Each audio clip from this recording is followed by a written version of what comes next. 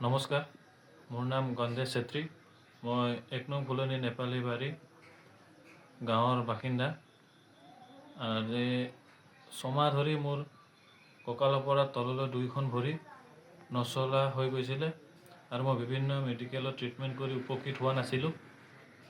আৰু মোৰ ভাগ্যক্ৰমে আজি আমাৰ ইয়ালৈ আমাৰ অতি শ্ৰদ্ধাৰ মুখ্যমন্ত্ৰী মামা আহিছিল কিছুমান অনুষ্ঠান পৰিদৰ্শন কৰিব, ইয়াত অনুষ্ঠান কৰিবলৈ। আৰু সৌভাগ্যক্ৰমে আমাৰ গাঁৱৰ দাদাহঁতে মিলি আজি মোক মামাৰ ওচৰলৈ লৈ যায় আৰু মোৰ সকলো কাগজ পাতিবোৰ দেখুৱাই আৰু মোৰ আৰ্থিক ট্ৰিটমেণ্টবোৰ কৰাৰ পাছত মই আৰ্থিকভাৱে দুৰ্বল হৈ পৰিছিলোঁ। এইবোৰ সকলোবোৰ কথা মই মামাক অৱগত কৰোঁ আৰু মামাই মোক সেই ট্ৰিটমেণ্টৰ কাৰণে আজি গুৱাহাটীলৈ লৈ যাম বুলি কথা দিছে এই ২-৩ দিনৰ ভিতৰতে।